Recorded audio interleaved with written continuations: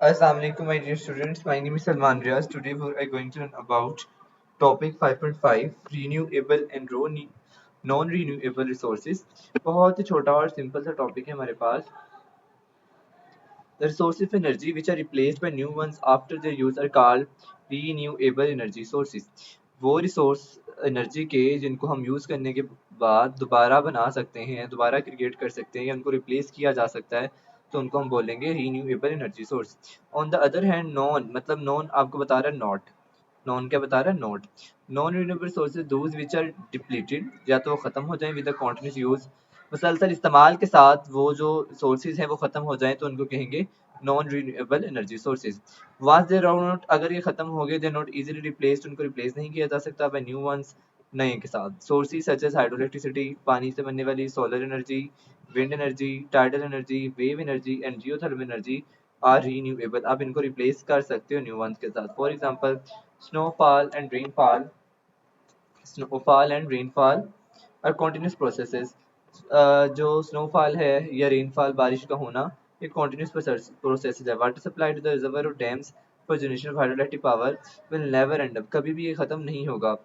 Solar energy will remain available for ever. Solar energy जो है वो हमेशा हमेशा अवेलेबल रहेगी क्योंकि सूरज के साथ है.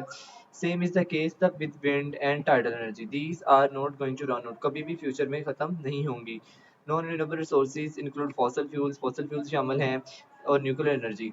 The remnants of plants and animals buried under the earth took millions of years to change into fossil fuels. Millions years लगते हैं किसी भी प्लांट या जानवर के बाकियात को, रिमेन्स, रेमिनेंट्स रिमेन्स, ठीक है, इनको तब्दील होने में, फॉसल फ्यूल में तब्दील होने में बहुत ज़्यादा टाइम लगता है. These fuels are limited quantity है. अगर एक दफ़ा ये यूज़ हो गए तो ये फर्दर मिलियन ईयर्स लेंगे दोबारा नए बनने के लिए. Fossil fuels for the nuclear energy are limited, और जो न्यूक्लियर एनर्जी के फ्यूल्स हैं वो भी लिमिटेड होते हैं. Energy is increasing day by day, energy की रिक्वायरमेंट डे बाय डे बढ़ रही है, तो हमें डेवलप करने चाहिए other non traditional non renewable energy sources भी.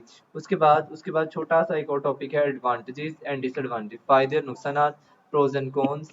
प्रोज एंड कॉन्स, ये आप कह सकते हैं.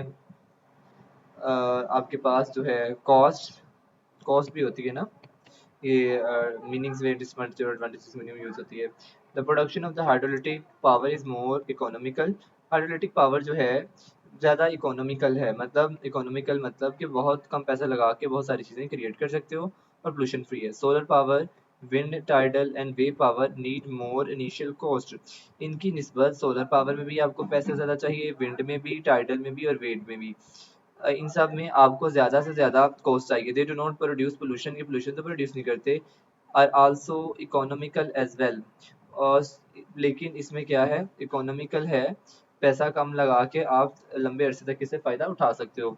Power generation by fossil fuels and nuclear fuels add to the pollution of environment. अगर आप फॉसल फ्यूल का यूज़ करते हो, जैसे कि कोयला है, कोयला आपके पास मीथेन गैस है, सुई गैस जिसको आप नेचुरल गैस बोलते हो, उसके बाद आपके पास वुड है, तो वो तमाम चीज़ें आप जिसको जलाकर आप एनर्जी हासिल कर सकते हो, तो उसके नतीजे में कुछ ना कुछ पोल्यूशन पैदा होगा. जैसा कि आप देख रहे हो ये इंडस्ट्री से धुआं निकल रहा है, स्मोक है, तो ये फॉसल फ्यूल है. Burning of fossil fuel produce smoke, धुआं, कार्बन डाइऑक्साइड गैस और heat.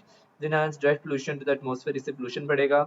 Wind mills are very noisy, windmills noisy होती हैं, नॉइज पोल्यूशन बढ़ेगा. Some people think wind turbine spoil the beauty of landscape, beauty of जो landscape है उसको खराब करता है.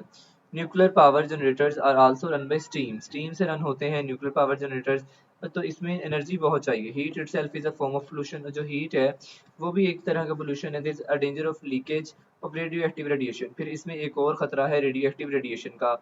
अगर रेडियो एक्टिव रेडिएशन क्योंकि हार्मफुल होती है लिविंग बॉडीज के लिए, आपका जो people living around nuclear plants are always at risk. Radiation की वजह से बहुत सारे लोगों को स्किन कैंसर हो जाता है. रेडिएशन की वजह से क्या होता है, स्किन कैंसर हो जाता है.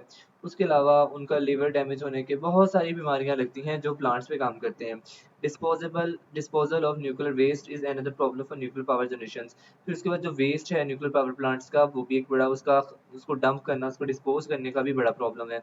Any form of waste energy ends up as thermal energy that goes to the environment. कोई भी वेस्ट होगा वो किस में एंड अप होगा, थर्मल हीट की शक्ल में हैं तो इन्वायरमेंट जाएगी, thermal energy pollution is increasing day by day causing global warming, और इसके बढ़ने की वजह से गर्मी रोज बरोज बढ़ रही है। उसके बाद कुछ साइड बॉक्स इन्फॉर्मेशन है, burning of fossil fuel release 5 billion tons of carbon dioxide in the atmosphere every year. 5 billion ton जो है हर साल बर्निंग ऑफ फॉसल फ्यूल से जो है वो एटमॉस्फेयर में जा रही है कार्बन डाइऑक्साइड। और इसके बाद यहाँ भी एक और भी था ऊपर साइड बॉक्स क्वेश्चन, ये हम पहले पढ़ चुके हैं। ठीक है, ये था हमारे पास छोटा सा topic 5.5 and 5.6। I hope so you have the clear understanding of these topics. If you have any questions, feel free to make comment in the comment section below. Inshallah, I'll be there to answer all of your questions. Meet you in the next video. Okay, Allah Hafiz.